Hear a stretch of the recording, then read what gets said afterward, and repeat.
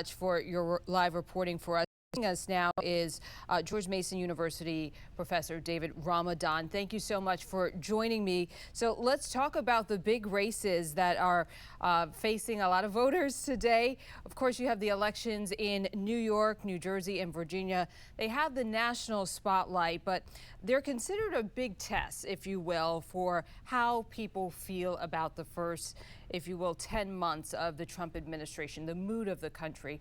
How much should we take away from today's contest? Thank you for having me, Michelle. In the last 50 years, Virginia had voted for a governor, with the exception of one time in 2013 for Terry McAuliffe, had voted for a governor of the opposing party of whoever is in the White House. Therefore, it has been for 50 years a response to whoever is in the White House. The question now is, and that's because we're in an odd year election for gubernatorial elections in Virginia. It's only us and New Jersey. New Jersey is normally known where they're going to go. So Virginia is a true bellwether. This is truly now the citizens' response to the policies coming out of the White House. In particular, this year, it's more so than usual because I don't think it has ever happened before. Virginians are voting today during a government shutdown. The federal government is shut down. Tens of thousands of our fellow Virginians did not get paid in the last 2 weeks, and they're going to go cast their ballot in response to the federal policies. Now, in Virginia this year, we have a candidate on the Democratic side that made affordability and education and kitchen table issues to be the focus of her campaign. Abigail Spanberger had won the issues really in this campaign, in addition to casting a vote against Donald Trump in the White House. They are truly casting a vote for a candidate who is talking their talk and walking their walk. Yeah, you hit on a key issue that a lot of the candidates have been focusing on: affordability. We see that even playing out in the mayoral race in New York City. Given that, do you suspect that tonight's results will be a narrow win or a landslide? A landslide. It'll be a double digit. All the polls had showed us that Abigail Spanberger had maintained between 10 and 12 points.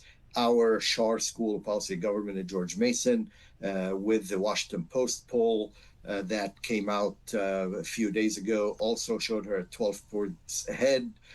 Therefore, it will be a double digit. And the question there is by how much? Is it going to be 10, 12, 14, depending on the turnout that shows up today? But it will be a decisive win for the Democrats this year. And if the polls are right, in Virginia, Spanberger, as you explained, is expected to win, as well as in New York City, Zohran Mamdani is expected to win the mayoral race.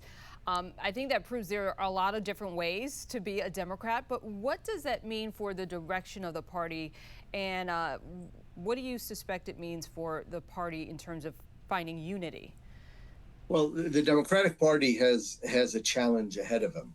Are they going to be the far left party of Mamdani, or are they going to be the center left Democratic Party of Abigail Spanberger?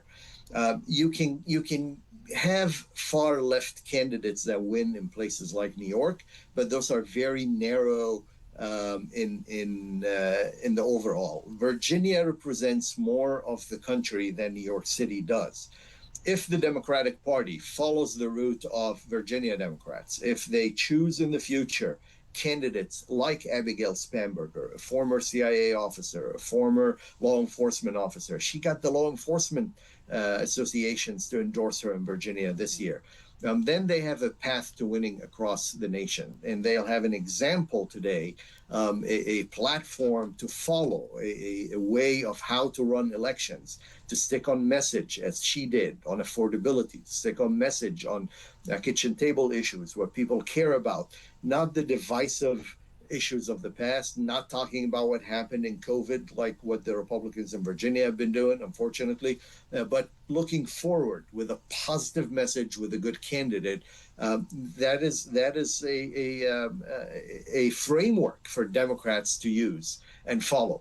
If Democrats do not use this framework and this example to follow, and they go the far left path like Mamdani is in New York, the populist path that is going to have a pretty hard time delivering on his promises during the campaign, versus promises that you can actually deliver on, as Abigail Spanberger is expected to do, and that's why she won the majority, or she's winning, at least in the polls, and we'll have the final decision today. But she's winning the majority of the independents. That's how you win elections. You can't just win them by party basis. You need to add. It's an addition game, not a distraction or a subtraction game. Therefore, any candidate that will be a center left or a center right, if we're talking about Republicans, Republicans that went to the far right a few years ago, it is the Trump party now that is not a center right party. And that's why they keep losing across the nation, with the exception of President Trump in the White House.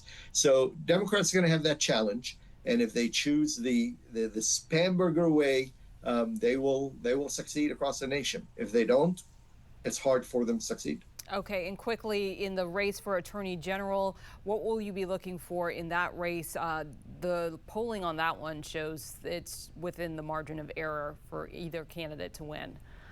It is a toss-up at this point, absolutely, but it's going to really be about who is on the top of the ballot, or by how much the top of the ballot wins.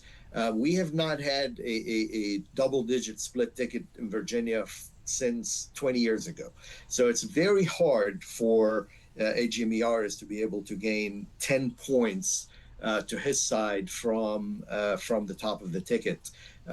If the election ends up to be a double digit, as we're expecting it to be for Spanberger, then she will probably carry the entire ticket for the Democrats, including several seats in the Virginia House of Delegates. All 100 delegates are up for re-election, and the Democrats currently have 51-49 majority in the House. They're expected to pick up anywhere between 5 and 10 seats today. So maybe a big day. It's looking like it's going to be a big day for Democrats. And then there'll be plenty of time for us political science professors to sit down and analyze, as we do at the Schar School of Mason, to what went wrong and what went right. But at this point, looks like Abigail Spanberger and her team are doing it right. The other side are not. Yep, there will be a lot to dissect on the morning after the election in terms of messaging and what works as we look ahead to the midterms next year. We thank you so much for joining us, Professor Ramadan. Thank you. Thank you for having me. 7 News will have complete coverage of Virginia's elections all day. Join our Scott Thuman for special coverage starting at 10 p.m. on WJLA 24/7 and continuing at 11 on Channel 7. We'll have crews covering the races that matter to you on air across our social media platforms and on WJLA.com. Scan the QR code on your screen for all you need to know about the candidates, and it will take you directly to our elections page.